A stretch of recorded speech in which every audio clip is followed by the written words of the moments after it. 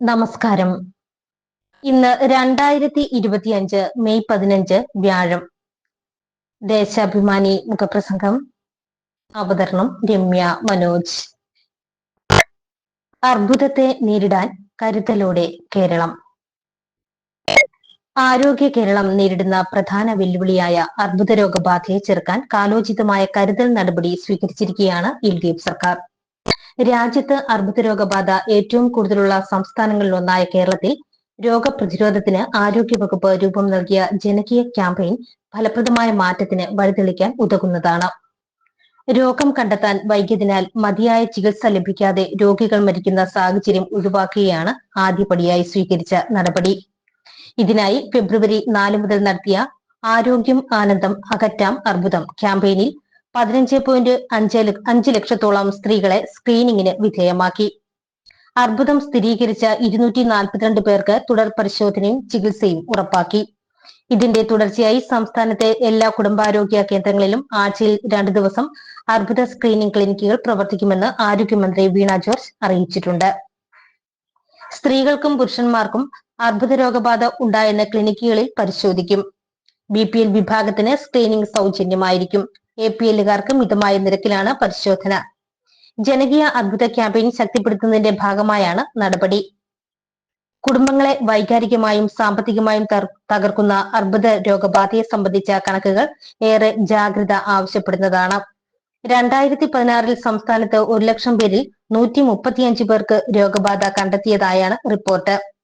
അന്ന് ദേശീയ ശരാശരി 100 ആയിരുന്നു. 2022 ആകുമ്പോഴേക്കും കേരളത്തിൽ 1 ലക്ഷം പേരിൽ 169 പേർക്ക് അർബുദം സ്ഥിരീകരിക്കുന്ന സ്ഥിതിയുണ്ടായി. വർഷം തോറും സംസ്ഥാനത്ത് 35,000 പേർക്ക് പുതുതായി രോഗം ബാധിക്കുന്നു എന്നത് സാഹചര്യത്തിന്റെ ഗുരുതരാവസ്ഥ വ്യക്തമാക്കുന്നു. പുരുഷന്മാരിൽ ശ്വാസകോശത്തിലും വായിലും തൊണ്ടയിലുമാണ് അർബുദബാധ കൂടുതലായി കണ്ടുവരുന്നത്. അതിൽ 50% പുകയിലയുടെയും മദ്യത്തിന്റെയും ഉപയോഗം കൊണ്ട് ഉണ്ടാകുന്നതാണെന്നും ഗവേഷണങ്ങൾ വ്യക്തമാക്കുന്നു. സ്ത്രീകളിൽ 30 മുതൽ 35% വരെ സ്തനാർബുദ ബാധിതരാണ്. Thyroid, ovary അർബുദബാധിതരാണ് തൊട്ടുപിന്നിൽ. അർബുദബാധയിൽ ജീവിതശൈലിക്ക് വലിയ പങ്കുള്ളതായും ഗവേഷണങ്ങൾ സൂചിപ്പിക്കുന്നു. മദ്യം, പുകയില തുടങ്ങിയവയുടെ ഉപയോഗവും ഭക്ഷണത്തിലെ ക്രമമില്ലായ്മയും അമിതവണ്ണവും ശാരീരിക അധ്വാനത്തിന്റെ കുറവും അർബുദത്തിന് വഴിവെക്കുമെന്നും പഠനങ്ങളുണ്ട്.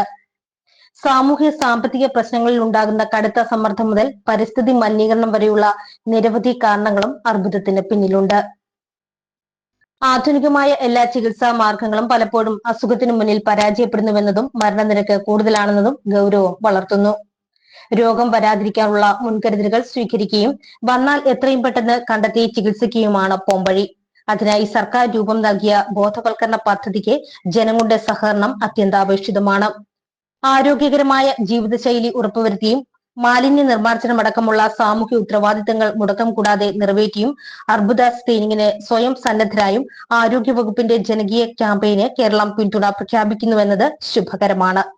എത്രത്തോളം മാരകമെങ്കിലും കേരളത്തിന്റെ ഇച്ഛാശക്തി അർബുദത്തിന് പ്രതിരോധം ചമയ്ക്കുമെന്ന ശുഭസൂചന അത് നൽകുന്നു. ദേശാഭിമാനി മുഖപ്രസംഗം ഇവിടെ പൂർണ്ണമാകുന്നു. നന്ദി, നമസ്കാരം.